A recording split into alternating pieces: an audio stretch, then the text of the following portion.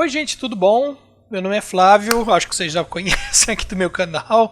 Eu sou ilustrador e animador 2D, mas uma coisa que não sei se todo mundo sabe, acho que algumas pessoas devem saber, é que eu sou uma pessoa que já estou há algum tempo, estou desde o ano passado, fazendo pedagogia.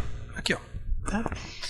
Não fui que eu comprei lá no lugar que estava escrito lá, um agasalho de pedagogia, eu comprei isso aqui do pessoal do curso. E assim, não sei se vocês sabem, mas eu escolhi cursar pedagogia por ter um projeto que é pedagógico, um projeto que envolve história em quadrinho e desenho animado pedagógico, que o objetivo ele é pedagógico, o objetivo ele é exclusivamente educativo. E eu entendi conforme eu fui desenvolvendo esse meu projeto, em que ele precisaria ter um comprometimento muito maior pedagógica, a parte de ensinar alguma coisa, assumir essa intenção de ensinar alguma coisa. E aí, o que eu achei importante eu ter esse conhecimento, porque assim, algumas pessoas até disseram para mim, olha, se você quiser, você pode contratar um pedagogo para ele te dar um suporte. Para fazer isso, eu estava no momento da minha vida em que tive muitas reviravoltas, que isso influenciou diretamente na minha vida financeira, me impossibilitando desse tipo de coisa, e foi mais ou menos um recomeço, e justamente por causa disso eu pensei em tocar esse projeto, porque havia diminuído bastante a demanda de trabalho, a quantidade de trabalho que eu tinha, e esse já era uma ideia, um projeto de muito tempo.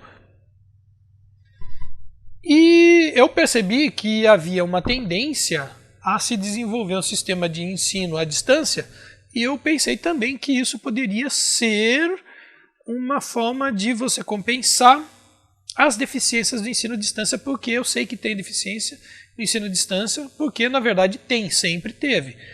As pessoas que não me conhecem muito bem não sabem, mas eu já trabalhei em 2 lugares que se fazia ensino à distância. Eram 2 empresas. Uma empresa era uma empresa que fazia treinamento para outras empresas ou qualquer um que contratasse eles, e eles faziam treinamento de um monte de tipo de coisa.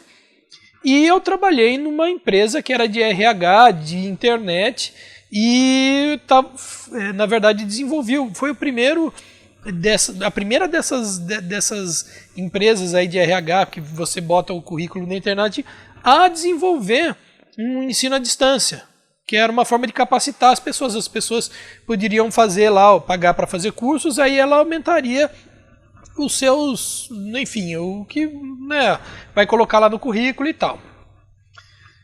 E isso foi muito tempo atrás, e assim, um pouco antes disso eu tinha pensado nesse meu projeto, não foi coincidência, nada disso, tem a ver, eu de certa forma até topei fazer porque eu gostaria de saber como é que foi, como é que funcionava esse tipo de coisa, né? E aí eu entrei num compromisso de fazer com que a pedagogia pudesse me oferecer todo o suporte possível para que esse projeto fosse viabilizado e fosse real, porque o que eu sempre vi muito são improvisações, né, jeitinhos que se dão, que é muito próprio do brasileiro em geral, né? A gente dá um jeitinho na situação e a gente vê o que dá, o que vai ser, né? E aí o que acontece é que a minha experiência na pedagogia e a imersão que eu tive, que eu posso dizer uma coisa, o primeiro ano que eu tive foi uma experiência tão intensa e tão forte na pedagogia que eu mudei muito das ideias iniciais que eu ia fazer com esse meu projeto. Eu tenho a ideia de fazer esse projeto. Na verdade, quanto mais eu estudo, quanto mais eu pesquiso, quanto mais eu me envolvo, mais eu consigo me fortalecer na ideia e ter uma clareza dos meus objetivos e como chegar nele. E aí, chegando na realidade do ano 2020, a gente entrou numa pandemia E aí, né, para todos os cursos, né, ninguém pode ficar frequentando a faculdade, porque é um lugar onde tem aglomeração de gente, você precisa do isolamento social. E aí, então, implanta-se um sistema, a princípio emergencial, de ensino à distância. E aí, eu estou dentro desse universo da pedagogia, conhecendo pessoas que dão aula, não só na faculdade, mas aula em escolas, e eu estou percebendo uma realidade, uma triste realidade ligada à educação à distância, ao ensino à distância. E eu percebo que existe um enorme esforço em não se tratar disso. É uma coisa que todo mundo deixa passar, como anda sendo o hábito do brasileiro. Quando se fala de economia, muitas coisas que as pessoas acreditam serem certas não são tocadas, mas deixa-se para lá e se adota princípios, por exemplo, na economia, que são furados, que são equivocados, e por causa disso a gente tem uma política econômica já de longa data aplicada, que leva ao prejuízo econômico do país inteiro, à devastação econômica, mas não queremos falar disso, não podemos falar disso, virou um tabu. Nós temos problemas com relação à forma como como sociedade a gente se organiza, mas é aquela coisa, né? Existem pessoas que são a favor de uma coisa, que são contra outras, e assim por diante, então isso vira um tabu, não se toca no assunto, então a gente não fala a respeito, a gente nunca fala a respeito de nada, e o pior de tudo é que tudo é polêmico, tudo gera briga, gera discussão, tudo gera a polarização em cima de uma suposta ideologia política, como se ideologias políticas fossem apenas uma forma de você puxar brasa para um grupo ou outro grupo, que também não é. E se vocês quiserem saber um pouco mais, até mesmo aqui nesse canal existem alguns vídeos que explicam um pouco sobre isso. E o que acontece é o seguinte, com relação à pedagogia, com relação ao ensino à distância, a gente está vendo acontecer exatamente o mesmo processo. Existe uma tendência imposta de cima a baixo, que ela está sendo colocada na marreta, à força, e se a gente começar a analisar criticamente, a gente vai ter questionamentos, a gente vai ter dúvida, a gente vai perceber que a coisa não é assim, que a coisa não funciona, mas existe a força do capital, a força do sistema impondo para que a gente aceite isso de qualquer jeito. Então, para evitar problemas de relacionamento, né, para evitar atritos, então virou tabu. Ninguém fala, todo mundo aceita, todo mundo dá um jeito. Só que, assim como inúmeros outros problemas que nós temos na nossa vida do brasileiro médio, o caminho que está sendo tomado vai dar problema. Já está dando problema. E as pessoas não querem tratar. Então esse que é o tema desse vídeo. Precisamos falar, sim, de educação à distância. Precisamos falar seriamente, criticamente. E compreender uma série de pontos a respeito da educação à distância e por que ela é um fracasso. E pensa numa coisa.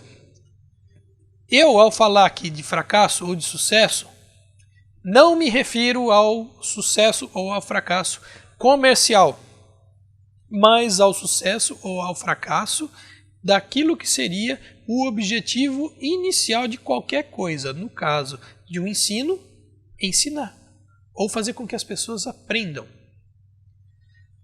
Desde que começou a pandemia, desde que começou o isolamento social, eu não vi um único caso, seja no ensino superior, seja no ensino superior público ou privado, seja no ensino regular, público ou privado, alguém dizer: nossa, que boa é essa aula feita à distância.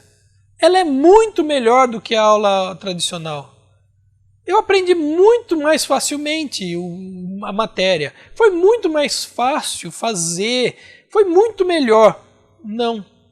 Ou é nada a respeito do que está sendo feito, ou é, cara, eu não consigo aprender, eu não consigo ler, eu não consigo estudar, eu não entendo nada, eu não consigo fazer as atividades, eu não consigo fazer os exercícios, nada faz sentido, eu não entendo nada, o meu aproveitamento caiu, ou é, sabe, nulo, ou o comentário é desse, é de completo fracasso, e das pessoas se sentirem fracassadas.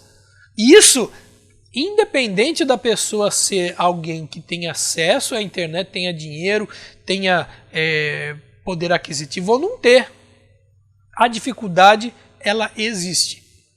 E assim, bom, se vocês já tiveram a oportunidade de ver aqui alguns dos meus vídeos, vocês acho que já perceberam que eu tenho uma certa familiaridade com tecnologia já há algum tempo, desde a minha adolescência. Então, eu de certa forma já me acostumei um pouco com coisas ligadas à tecnologia, né, à computação, à internet. Eu tive alguns privilégios que a maioria dos brasileiros não tiveram na vida. E essa familiarização me permite ter uma percepção que vai um pouco mais além da maioria das pessoas. Porque, na verdade, o meu contato, por exemplo, com essa parte de computação, ela vem desde os anos 80, ou seja, são aí 30 anos de contato, né? Talvez um pouco mais até, né? de contato com esse tipo de universo. E muitas vezes, a coisa que eu sempre gostei muito de fazer, que assim, é uma coisa natural minha, eu sempre curti muito ficção, e dentro de ficção, ficção científica, e eu como uma pessoa que desenha, eu sou uma pessoa que cria muito, que inventa muitas coisas, então eu sempre tive um exercício, eu sempre fiz de farra mesmo, exercícios de como seria uma coisa no futuro, o que seria ideal, qual seria o computador ideal, qual seria o telefone celular ideal. Eu já desenhei em épocas que não existiam ainda um telefone muito bom. Eu lembro que na época do StarTAC, por exemplo, eu peguei e comecei a desenhar o que seria um telefone ideal. E o telefone, eu lembro que na época ele era muito parecido com aquele último modelo Flip da Motorola. Eu não lembro agora qual que é o modelo dele, que foi um negócio assim, acho que é Razor, né? Que era um negócio assim, o último modelo de flip, né? Que não tinha esse lance aqui da tela, né? E que, né, foi tipo assim a última palavra na época. E eu já tinha, há mais de 10 anos antes, desenhado um telefone assim. E eu lembro que na época que já estava começando a ter esse flip, com essa cara do Razor, eu comecei a desenhar o que seria, de repente, um telefone celular interessante. E, cara, assim, não é para me gabar, mas eu tinha feito uma coisa que parecia com isso. Uma coisa que não tem nada, não tem botão e só tem uma tela de vidro e tudo se resolvia por ali. E é assim. Então, de certa forma, eu consigo ter mais ou menos uma noção de algumas coisas. E, por exemplo, eu sempre questionei muito a questão de interface, a questão de sistemas operacionais, e eu percebo que, assim, como por exemplo, a origem do sistema operacional gráfico, que veio lá de um escritório dentro da Xerox, né?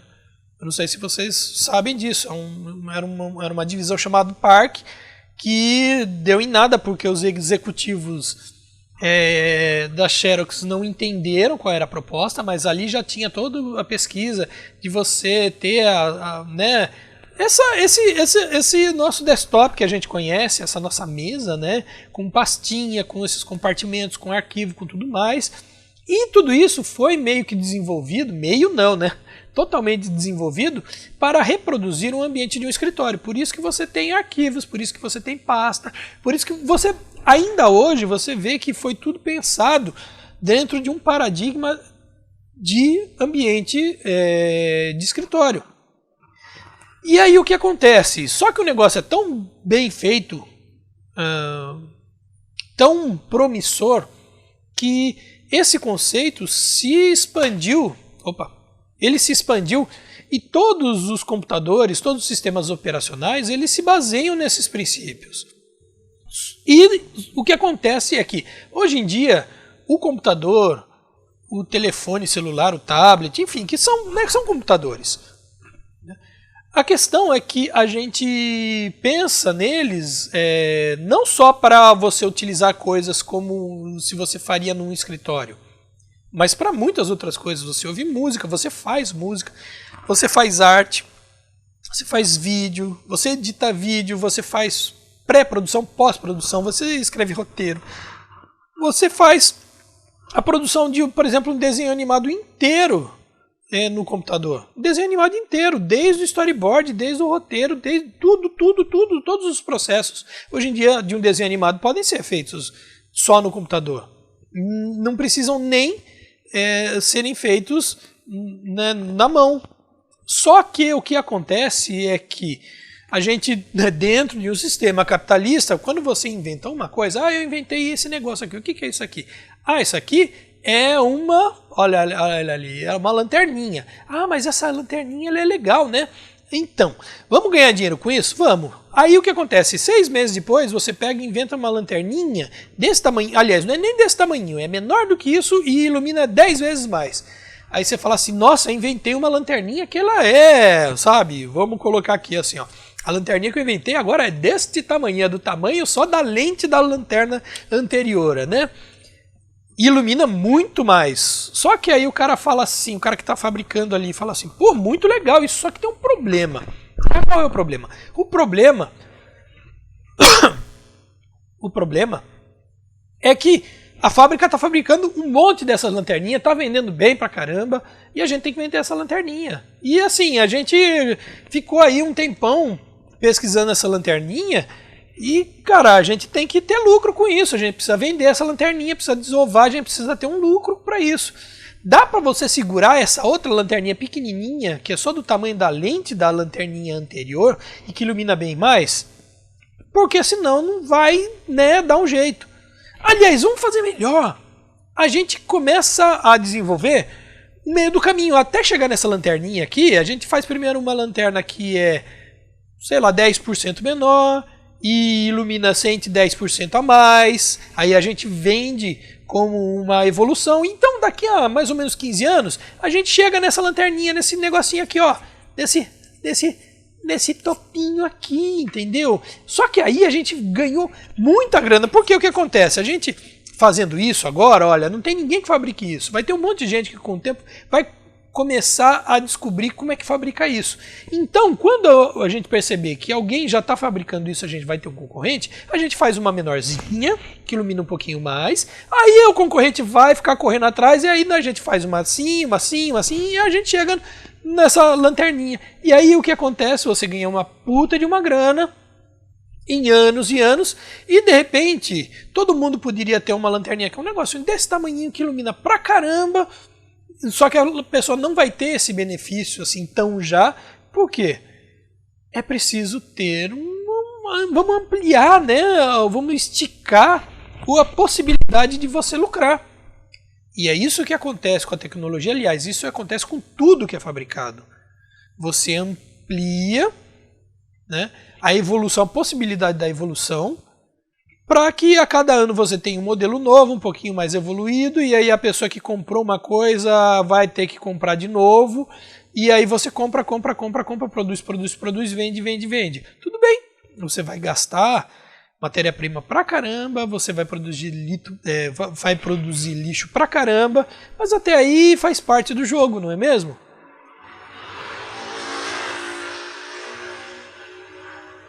E na tecnologia, em geral, é assim. Nós temos meios de termos um computador que possa representar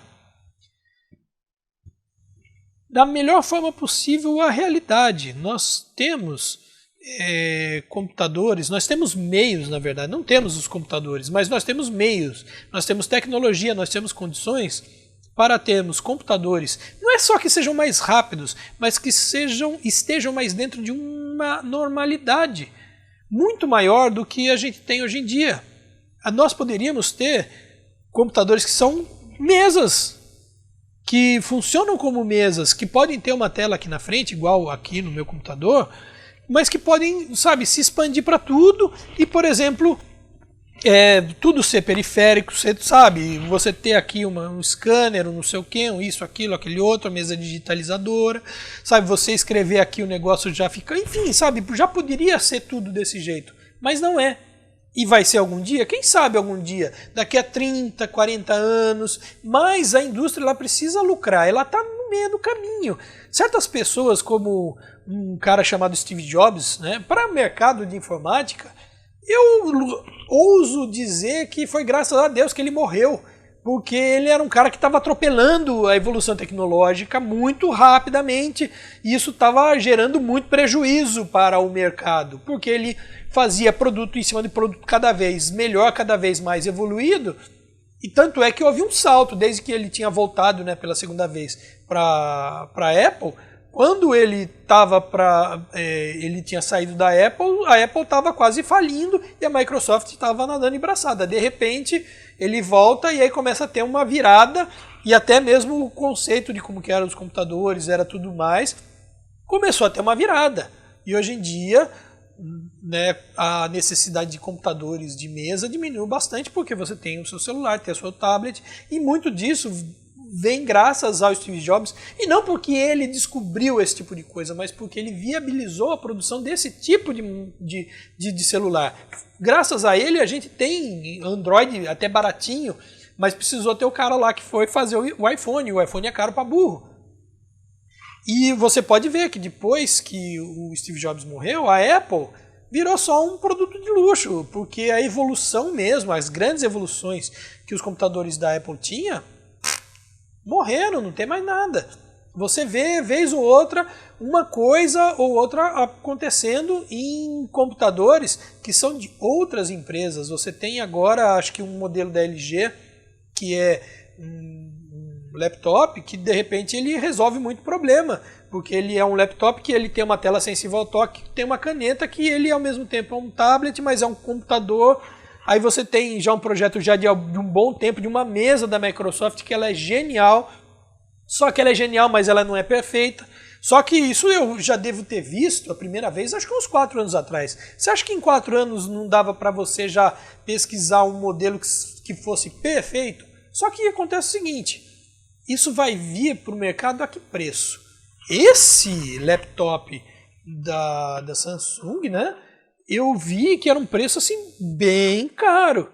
Ou seja, não é para as pessoas, isso não está disponível para as pessoas. E até isso ser disponível e ser popular vai demorar uns 10, 20 anos e até mais, quem sabe.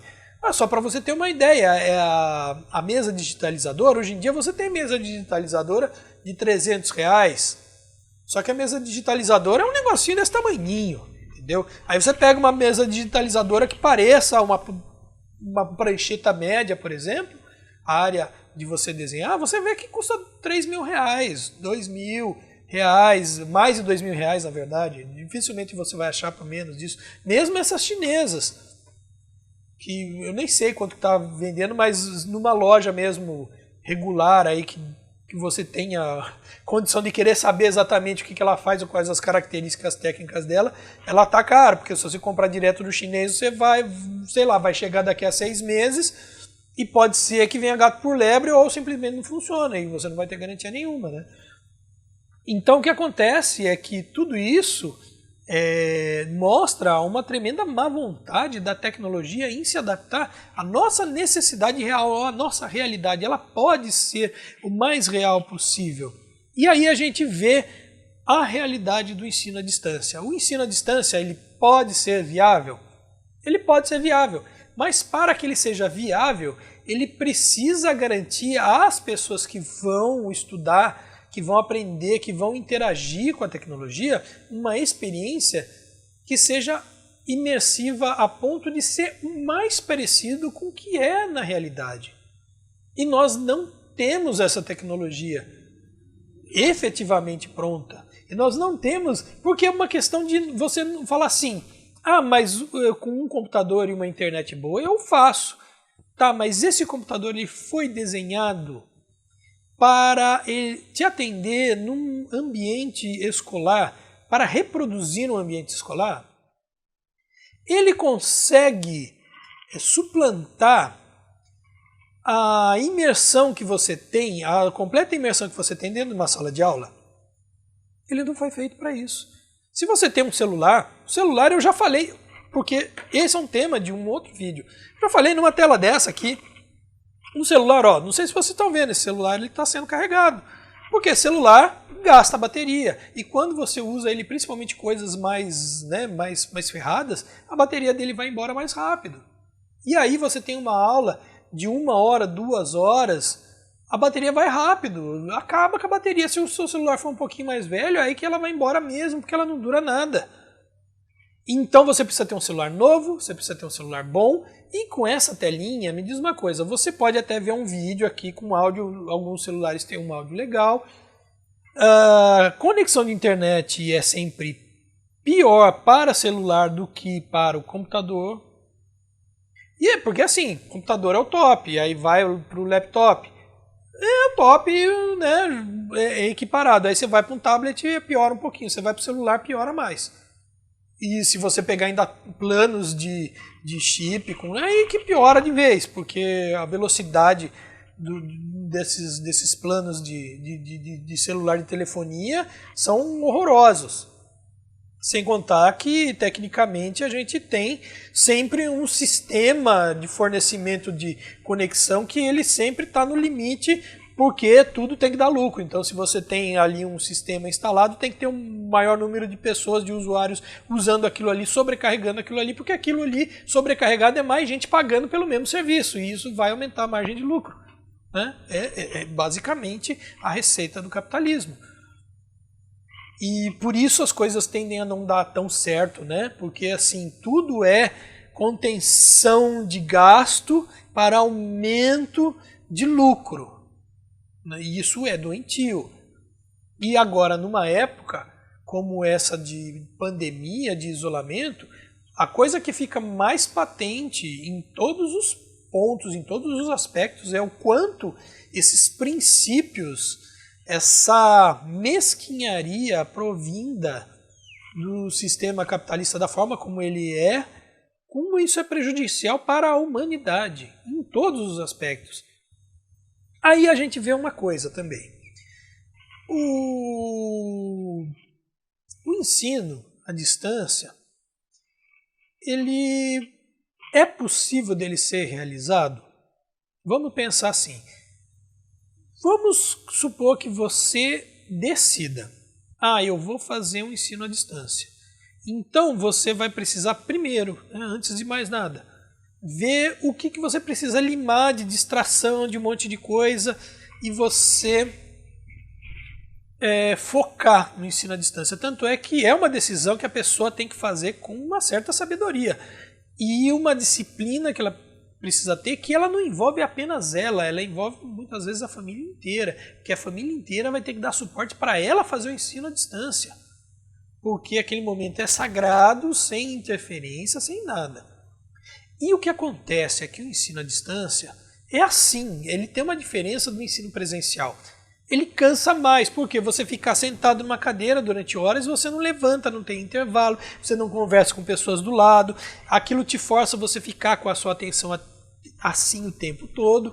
E então, vamos supor que é uma aula de 1 hora, 1h30, você vai ter um desgaste maior, porque no ensino presencial você tem momentos em que você naturalmente vai sair, você vai conversar com um colega de um lado, com um colega do outro, você vai levantar, você vai no banheiro, muitas vezes você deixa de ir no banheiro, você fica sentado aqui na cadeira, enquanto está rolando tudo, porque você não pode perder o negócio, e sabe, não tem, o professor do outro lado ele não faz ideia da dinâmica com o aluno, então ele às vezes desce a lenha e não faz a mínima ideia do que está acontecendo do teu lado.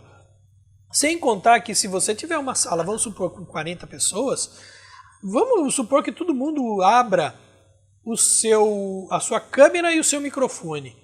Você acha que tem conexão possível de funcionar durante 1h30 com 40 pessoas, ao mesmo tempo com câmera e microfone ligado, que é para o professor saber o que está rolando com todo mundo? E como que ele vai saber? Que plataforma tem aqui que de repente você abre na tela do computador e você consiga ver as 40 carinhas? Não tem, sabe? Tudo isso não foi feito para ir dessa forma. E outra, por exemplo, no ensino superior, as aulas não são de 1h30, não são de 1 hora. As aulas são de 4 horas. E aí você tem a aula que você já experimentou 4 horas de aula à distância? Eu já experimentei. Gente, é praticamente impossível você absorver, sei lá, acho que metade do conteúdo. Você dispersa porque aquilo cansa, aquilo é pesado. Porque você está assim, fechado, você tem que fechar tudo à tua volta, você não está num ambiente, você não sente liberdade. Aí você vê uma coisa que é absurda, você vê às vezes, não só no sistema do ensino superior, depois eu vou falar sobre o sistema de ensino superior, para a gente ver, mas assim, se você vê no outros sistemas, o sistema do ensino básico, no ensino médio, você vê pessoas tentando reproduzir educação física, Cara, você não consegue reproduzir porque você não tem os mesmos meios. Você precisaria ter uma quantidade dinâmica, por exemplo, de exemplos, sabe? Que enquanto o professor dá aula, o professor tem que mostrar aquilo. E coisas que já são produzidas e não existe nada produzido. O material didático, porque a gente tem que pensar o seguinte, no ensino presencial, o material didático ele tem essa função, mas ele é presencial, então aquele livro, ele rola de uma certa forma. Agora, de repente, dentro de casa, você vai ter o material didático, o livro didático ele não vai chamar tanto atenção quanto o computador. Aí o computador ele é uma coisa audiovisual. Você precisaria ter uma coisa audiovisual que fosse pelo menos tão interessante, tão interativa, que permitisse essa materialidade, ou a sensação de materialidade, tanto quanto um livro didático. E você não tem. Mas o sistema de ensino tal faz. Não faz. As interfaces elas são muito ruins. Porque nunca ninguém se preocupou muito em desenvolver, nunca ninguém, sabe? Você adapta, a pessoa se adapta, você está sempre se adaptando. O sistema não se adapta a você, você se adapta ao sistema. Agora você imagina crianças tendo que se adaptar a um sistema. A gente, como adulto, a gente sofre para se adaptar a sistemas. Agora você imagina a criança, a criança tem mais facilidade, maior predisposição para aprender? Sim. Para aprender, não para se adaptar, não para ser... Porque o que acontece é que, por exemplo, essa questão de você estar aqui numa máquina, tendo aula, num computadorzinho ali na sua telinha, e você fechando tudo aqui dentro do computador, é um conceito castrador. E qualquer pessoa que tenha alguma noção de educação, ainda mais para criança, jovem, adolescente... A educação castradora, ela não ensina nada, porque você se sente preso. Você precisa, na verdade, fazer com que a educação seja algo que liberte você. Você precisa ter essa sensação de liberdade, que você está ganhando o mundo. E não que você está sendo domado, você está sendo fechado. Você está sendo, colocado dentro de uma caixinha, na frente de uma telinha, com coisinhas ali que você vai ter que ficar horas e horas sentado. Criança não fica sentado o tempo todo, criança precisa conversar, criança precisa fazer atividade, aí você vai fazer desenhinho, você vai fazer... Como é que você vai fazer? E como que o professor vai saber? Como que o professor vai interagir? Como que você vai colocar exemplos que sejam interessantes? Poderiam ter animações interessantes, poderiam ter exercícios interessantes, mas quem vai fazer? Existe por acaso um exército de pessoas formadas em pedagogia ou com algum conhecimento de pedagogia? Não é o cara que faz o joguinho porque ele é programador de joguinho. O cara que é programador de joguinho, ele tem que planejar o joguinho que ele vai fazer, entendendo como é que se dá o aprendizado da criança daquela idade, por exemplo. Ele precisa entender como que isso funcionaria como uma estratégia de ensino e não como um joguinho. Então tá tudo virado no avesso. Só que para que você tenha esse sistema desse jeito, você precisa ter pessoas formadas, e para essas pessoas estarem formadas, elas precisam estudar isso e precisam estar capacitadas com isso. E você precisa transformar uma sala de aula em uma equipe que não tenha somente um professor. Você vai precisar de um técnico, uma pessoa que tecnicamente pense na estrutura aqui da transmissão entre um professor e 20, 30, 40, sei lá quantos alunos, para que tudo role numa boa, para ver se o áudio está funcionando, para ver se a transmissão está tudo funcionando, para ver se todo mundo está vendo, está pegando, se tem falha. Isso não tem, ninguém oferece isso. Nenhuma escola pública, nenhuma escola privada, ninguém. Nenhum secretário, nenhum nada. E o que acontece? Numa aula, mesmo se ela der certo, em 1 hora, 2 horas, o que você tem é um monte de chiado, um monte de coisa que some, que a pessoa está falando e você não entende direito. Então é assim, é acidental pra caramba. Aliás, é acidentado pra caramba. E a experiência, ela é empobrecida por questões técnicas, por questões objetivas, né, desse ambiente, disso tudo que é castrador. E isso não é prazeroso. Você não consegue oferecer para o aluno, seja criança ou não, você não consegue oferecer para ele algo que seja gostoso, que seja divertido, que seja prazeroso.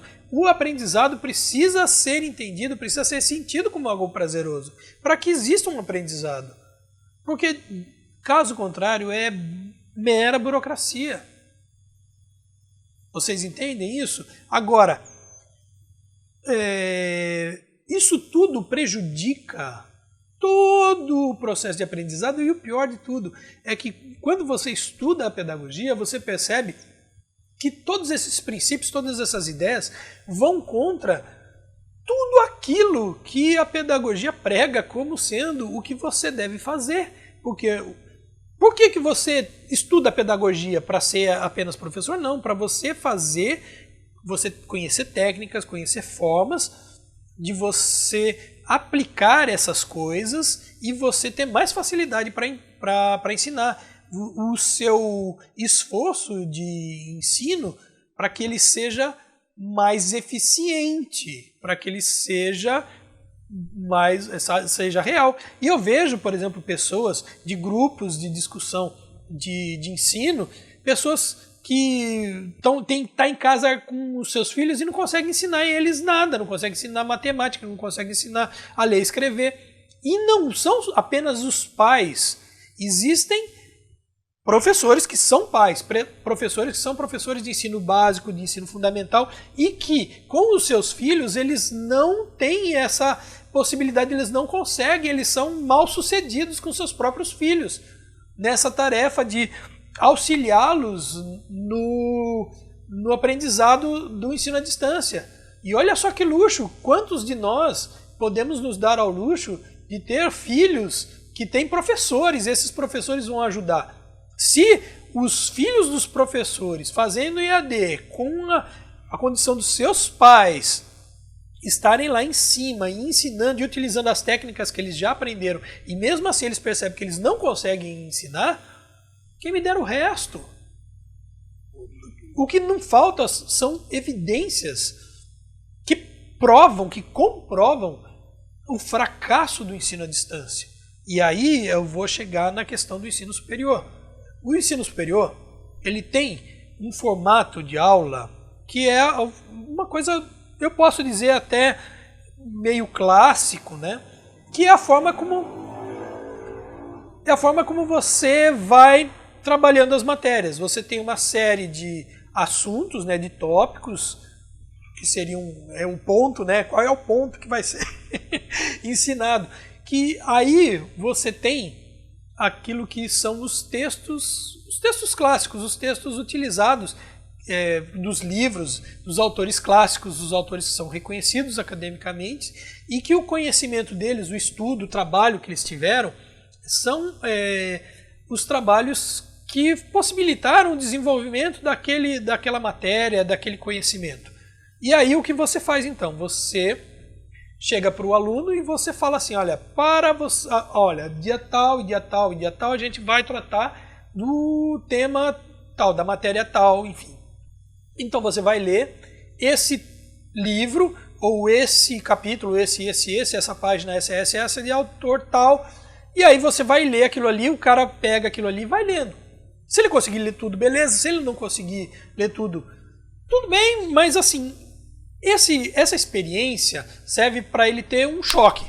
Ele vai ler um texto, que ele é um texto clássico, que ele é um texto acadêmico reconhecido, ele é um texto acadêmico consagrado, a gente pode até dizer assim, e ele vai ter estranhamento, porque ele não está acostumado com aquilo. Quando você tá começando a você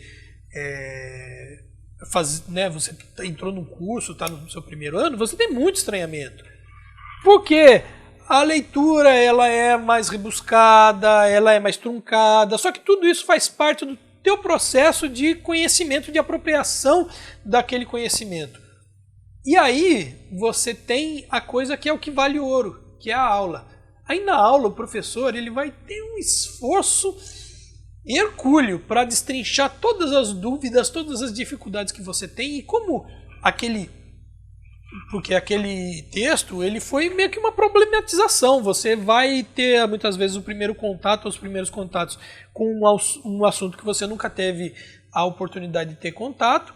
Aquilo vai te gerar um problema, muitas vezes porque você não entendeu direito, porque você entendeu, mas não entendeu, e você, na verdade, pelo fato da gente, como pessoas que vivem num mundo que não é acadêmico, uma série de ideias, uma série de vocabulários, uma série de coisas, tem definições que não são as mesmas, e aí o professor vai lá, ele vai destrinchando, ele vai explicando tudo, vai tornando tudo límpido para você. E aí você faz as conexões, você tava com um monte de dúvida, você tava, às vezes, e você começa mesmo desesperado, cara, não tô conseguindo entender nada, cara. E aquilo vai abrindo, e aquilo é maravilhoso para você, aquilo vai te abrindo um mundo.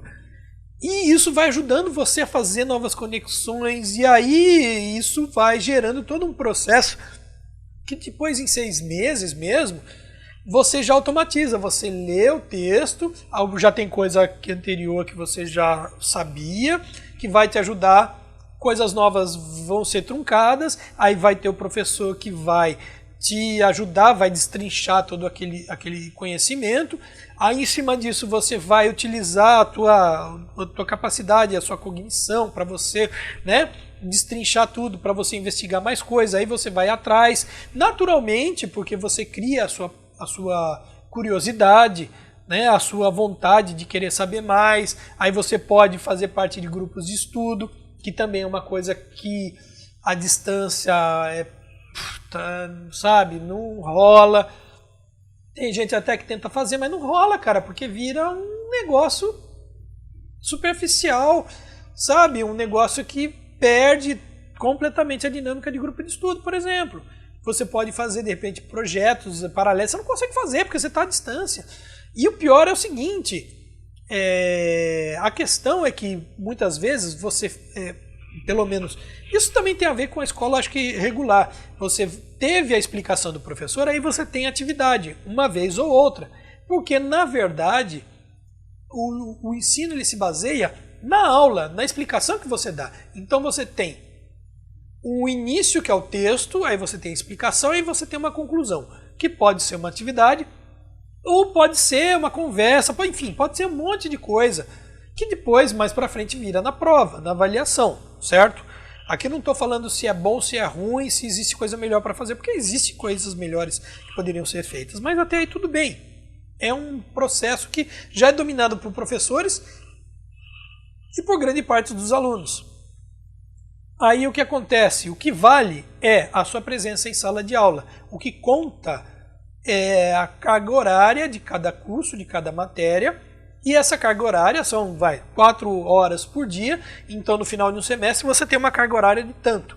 Você cumpriu essa carga horária, isso significa que você, durante todas essas horas da carga horária, você teve a explicação de tudo aquilo. Aí junto disso tem trabalhos, atividades e as provas. Isso mostra tudo que você fez e tudo que vale. O que vale é teu aproveitamento em atividades que você teve em decorrência das aulas e as aulas, a permanência na aula e o seu aproveitamento na aula, além da prova. No sistema à distância, o que acontece? Primeiro, não vale a carga horária, porque ninguém aguenta 4 horas. E pode até tentar, mas o professor também não aguenta, é um negócio pesadaço, sabe? Justamente por toda essa coisa castradora que você não consegue ficar e você, sabe, você cansa demais, o desgaste ele é mental. Então, aí o que rola? Rola que o que acaba sendo colocado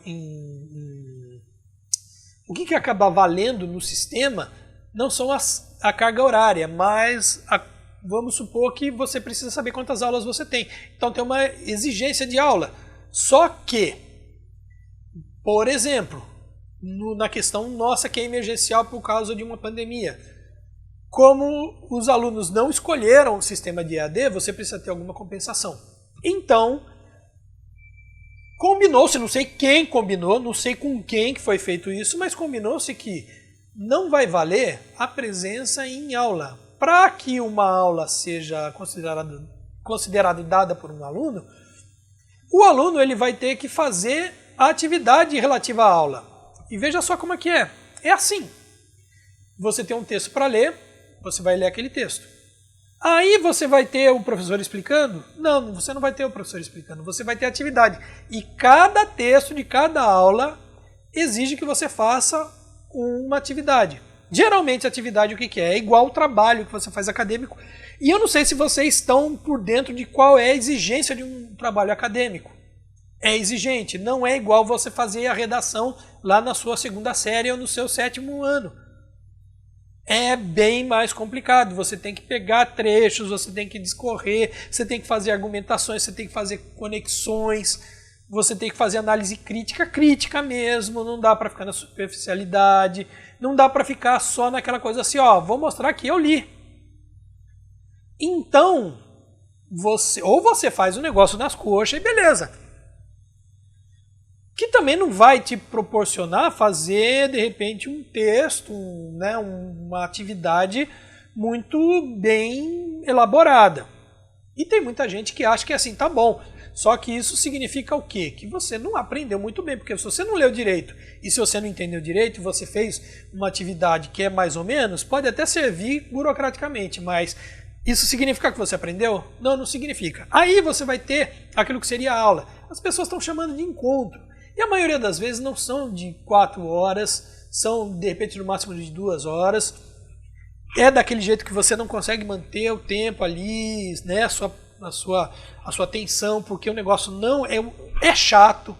É chato, porque você não tem recursos, você não tem aquela coisa de normalidade, de um ambiente que seja agradável, que você se sinta bem, que se sinta à vontade.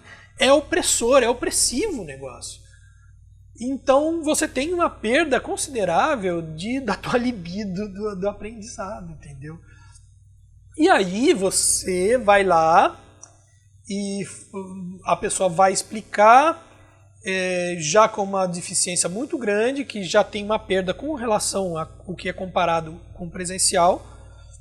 E aí você tem a opção de você não ver aquilo ali, você não participar daquela aula, né, daquela transmissão. Algumas vezes isso pode ser gravado e você pode ver ou ouvir depois.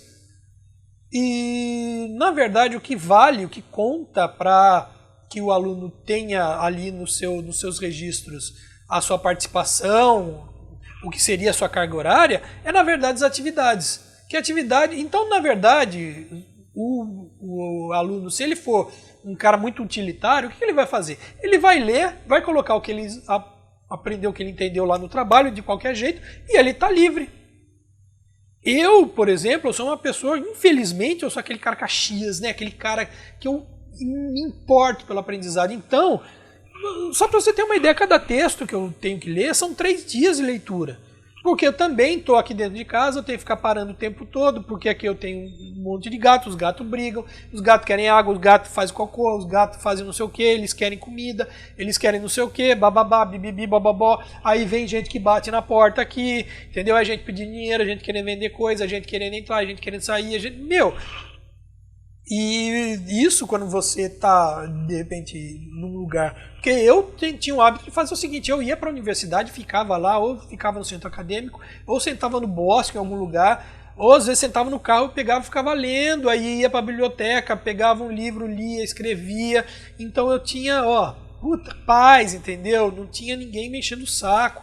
Às vezes parava uma coisa, mas aí você para, de repente ficou 15 minutos, meia hora, leu uma coisa, cansou um pouco da leitura, você pega, anda um pouquinho, vai até a esquina, lá tem uma outra cadeirinha ali no meio do bosquezinho, você vai lá, senta, você está em contato com a natureza, puta, é show de bola para você aprender. Você tem uma série de condições que são ótimas para você fazer um trabalho, para você, sabe, fazer uma leitura. Tudo isso te tranquiliza, te relaxa. Cara, isso é maravilhoso. É um presente que a universidade te dá. Em vista do peso da maior parte das matérias ou da maior parte dos textos, isso te dá uma vantagem absurdamente grande. Isso reflete muito na qualidade do teu aprendizado. E isso não tem, nada disso tem. A não ser que você mora em uma casa que tem um bosque do caramba, que tenha tudo. E quem é que mora numa casa dessa? Então logo você vai ver que uma pessoa precisa ter um nível sociofinanceiro e cultural, né, elevado para, de repente, poder atender essas demandas dentro da sua própria casa. Então a gente percebe que assim, o que não faltam são... comparativamente, são coisas que não te dão não te proporcionam o mesmo grau de aprendizado. Tem gente que faz a distância, mas a pessoa nunca fez, ela não sabe o benefício que é você, de repente, estar dentro de uma universidade. E ela não sabe o quanto você consegue ir além e por que, de repente, uma universidade, principalmente uma universidade pública, porque uma particular, ela não te oferece esse mesmo grau de coisa. Eu vejo aqui as universidades que são particulares, você acha que quais delas te oferecem, de repente, um bosque para você ficar ali numa boa? Sabe, é tudo escritório, tudo com cara de escritório, é tudo compartimentadinho, é tudo com cara de corporação. É tudo castrador, é tudo que você não vê a luz do sol, é tudo prédio, com vidro, sabe? Não tem esse grau de liberdade, sem contar as atividades que você faz dentro de uma universidade. Ela te oferece realmente muita coisa, e essa é a universidade pública. Eu não conheço nenhuma universidade particular que tenha, sei lá, metade das coisas que uma universidade pública tem. Isso porque eu estou fazendo a Unesp, porque das 3 públicas do estado de São Paulo, a Unesp é a prima pobre, porque tem a Unicamp, que é a prima mais ou menos, e tem a USP, que é o top de linha. Sabe? E então você imagina o que oferece, cada uma dessas pode oferecer para você em termos de ganho, em termos de qualidade. E você, como uma pessoa formada, isso vai se refletir na tua atuação como um profissional formado. Não é só uma questão de mercado de trabalho. É uma questão de cidadania.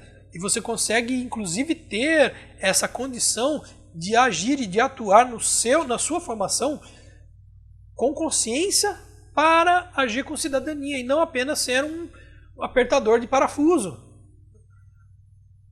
E o ensino remoto, ele é questionável até mesmo na questão de você apertar parafuso.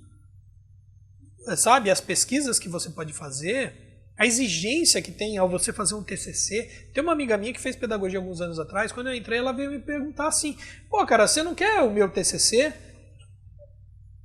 Pra que o seu TCC? Ah, você usa o meu TCC. Eu passei na minha faculdade com 9,5. Aí eu disse pra ela, não posso usar. Eu acho que ela imaginou que era só por uma questão ética, né? Então vou fazer o TCC de uma outra pessoa. Não, pra quê? Ninguém vai saber. Eu não posso. Por quê? Porque eu tenho um orientador.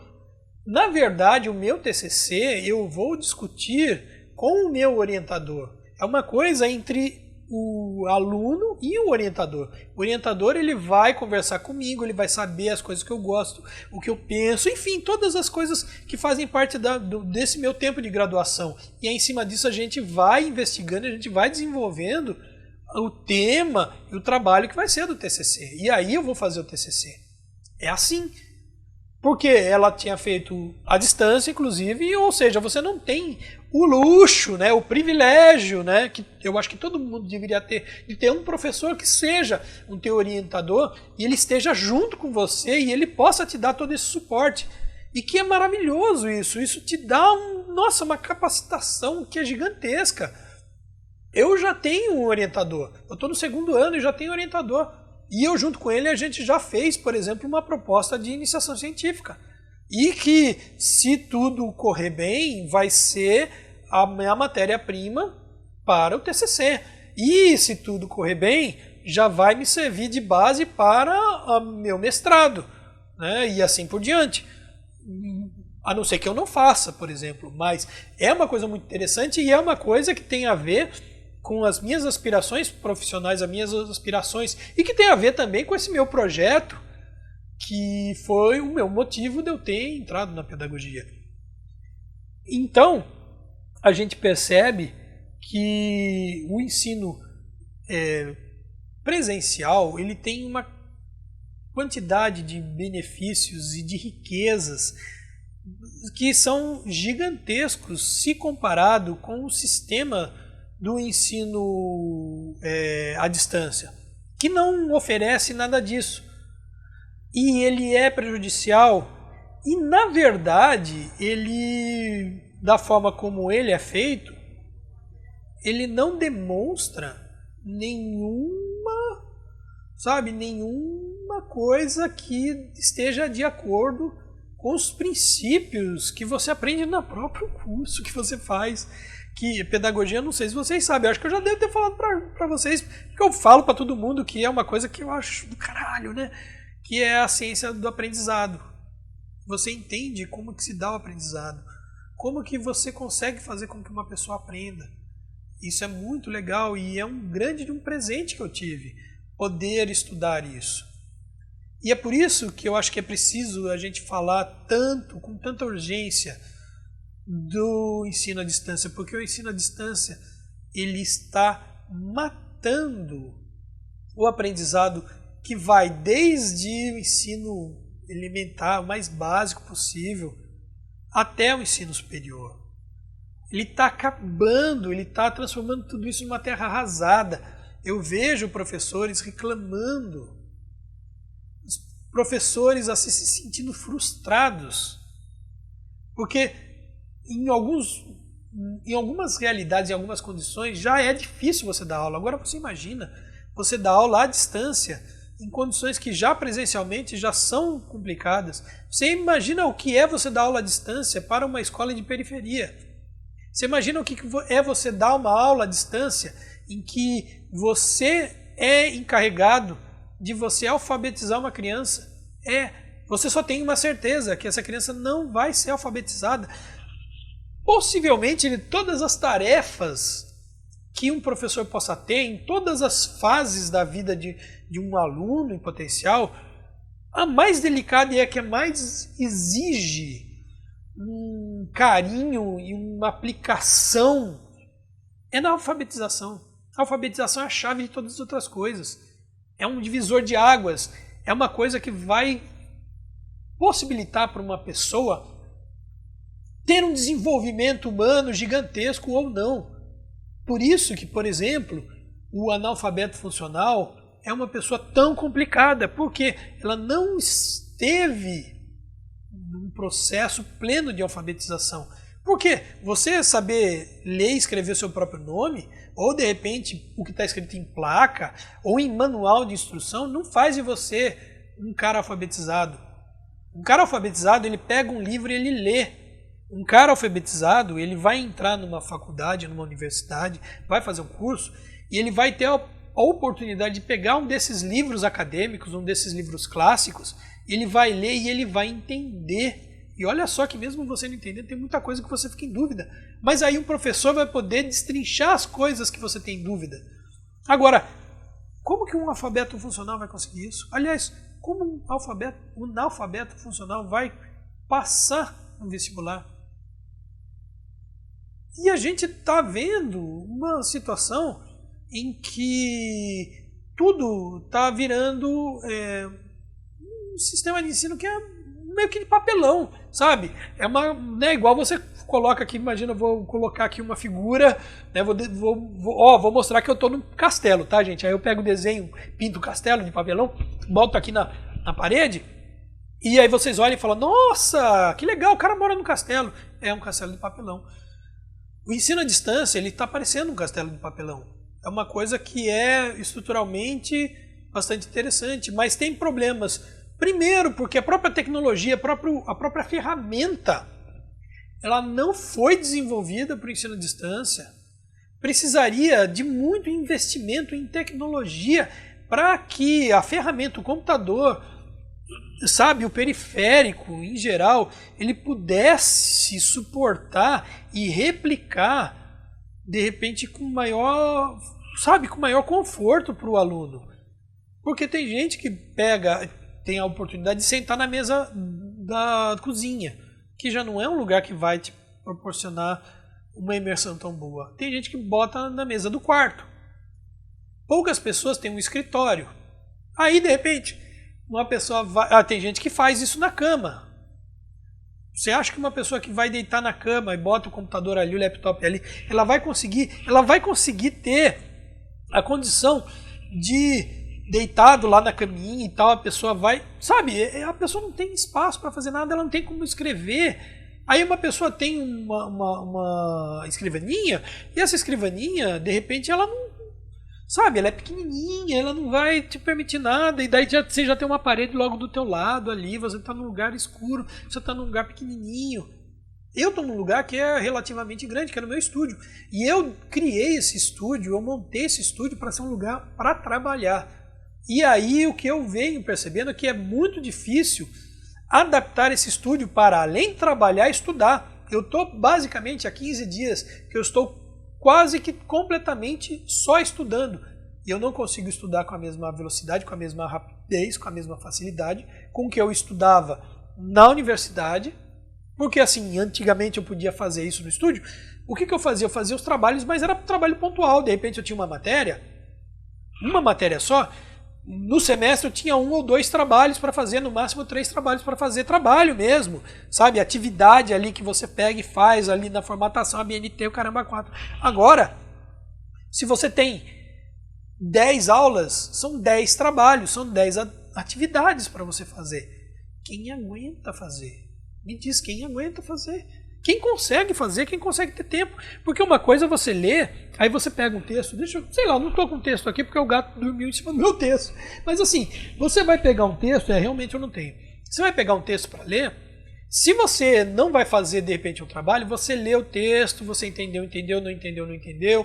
Alguma coisa que ficou um pouco mais cabeluda, depois você marca, você volta, você tem a aula, ficou numa boa. Agora, para você fazer trabalho, o que você tem que fazer? Pega o texto, grifa o texto, escreve o que você entendeu do texto, aí você vai pegar o que você escreveu do texto, você vai repassar aquilo ali para você já ir redigindo a sua atividade, a sua análise crítica. Aí aquilo já vai ter que estar montado, tem que fazer sentido, tem que ter frases, sabe? Começo, meio e fim, não é só elementos pegados do que foi grifado ou do que foi anotado. E aí você faz o seu trabalhinho, a sua atividade. Então tudo isso leva dias, são dias para você fazer. Você pode ficar 2 ou 3 dias para fazer um trabalho, só que você imagina, todo dia da semana eu tenho uma matéria nova, e toda matéria nova, toda aula nova tem um texto novo, e todo texto novo tem um trabalho novo, uma atividade nova. Como é que eu vou fazer isso? Como é que alguém consegue fazer isso? E como é que alguém conseguindo fazer isso consegue fazer uma coisa que tem alguma qualidade? Você não consegue fazer. Isso é o segredo do fracasso. Você percebe que o que você vai ter é um enorme fracasso. E você vai se formar e você vai ser o quê? Porque a questão não é só canudo. A questão é o que você faz com o teu conhecimento. Não é só o canudo, não é só a nota final, não é só você ter o seu TCC. O brasileiro ele está perdendo a noção da realidade das coisas a tal ponto das pessoas acreditarem que o que importa é o teu canudo ou você passar com uma média, com uma pontuação tal. Não é. É o que você consegue fazer com aquilo. Não adianta nada você ter uma graduação, uma pós, um mestrado, um doutorado, não sei lá o quê, se aquilo tudo te castrou, só te serviu para você ser um robozinho. Para ser um robozinho, cara, não faz nada, fica ali numa boa. Sabe, fica no YouTube vendo qualquer bobagem, que o que mais tem no YouTube é bobagem, a coisa mais difícil que tem é você garimpar uma coisa que realmente vai te fazer a diferença. Então, gente, você não precisa de uma universidade para isso, sabe? Vai no senso comum, liga a televisão, vê ali o que tem na Globo News, vê ali o que tem no Jornal da Band, vê ali o que aparece no telecurso, sei lá, entendeu? E seja feliz desse jeito, com tudo raso. Né? Ah, mas aí o sistema não vai fazer distinção, então não faça distinção. Você não aprende só para você atender às necessidades do sistema ou às exigências do sistema. Você aprende para que o teu aprendizado auxilie a você fazer com que o sistema evolua, com que o sistema seja algo melhor. Daqui a 5, daqui a 10, daqui a 15 anos, você está com o seu aprendizado interagindo posteriormente para que a realidade evolua. Você, na verdade, é um agente da história. Você não precisa nem ser uma pessoa importante, mas que você é agente, porque você não sabe as conexões que existem entre tudo aquilo que você faz, você fala, e todas as suas ações, tudo que aconteceu antes e tudo que vai acontecer depois. Então não se menospreze, não menospreze a valorização do aprendizado.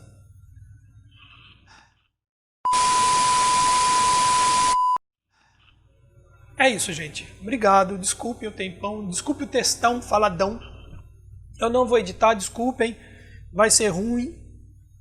Mas não tenho tempo, eu tenho mais 2 vídeos aqui para editar e eu estou há muito tempo que eu estou só estudando e não estou conseguindo editar. Então esse aqui eu acho que isso aqui é uma coisa importante. Eu gostaria que, se você gostou do texto aqui do vídeo, dá aí o seu joinha, né, positiva. Se você quiser também negativar, negativa, mas interaja. Diga o que você acha. Quer acrescentar coisa, quer criticar, critique, participe, vamos colocar mais massa nesse bolo. Vamos promover a discussão. E se de repente você acha que isso é interessante, que isso é legal, por favor, curta o meu canal. Clica aí, badala o sininho para poder receber quando tiver coisa nova. Eu acho um pouquinho difícil eu ficar fazendo coisas assim, muitas coisas, porque eu realmente estou aqui numa fase de tentar, de repente correr atrás, né, desse prejuízo que é o meu aprendizado. Peço desculpa para vocês. Se vocês quiserem conhecer um pouco mais do meu trabalho, me sigam nas redes sociais. Eu coloco aqui embaixo vários endereços aqui da rede. Você escolhe qual você quiser. Basicamente, vai ter tudo a mesma coisa, cara. Eu dificilmente mudo, né? Então você escolhe qual, né, a rede social, qual a mídia social que você prefere, tá bom? E aí, o que acontece é o seguinte: eu tenho a minha lojinha no Colab que, de certa forma, seria uma forma de me ajudar a eu ter alguma grana, né? Então, assim, poxa, gente, ajuda aí, né? Entra ali, o endereço eu vou deixar aqui em cima. Eu boto sempre aqui uma telinha aqui mostrando algumas das coisas, que tem algumas das artes. Lá tem coisa muito legal, você pode ter, né, dessas minhas artes que estão lá. Isso vira bolsa, vira camiseta, vira carteira, vira meia, vira azulejo, vira adesivo, vira pôster. Então, cara, me dá uma ajuda aí, né, cara, porque a gente precisa de dinheiro, né? Então, é isso aí. E eu espero que a gente se encontre aí uma próxima vez, tá, gente? Tchau, tchau.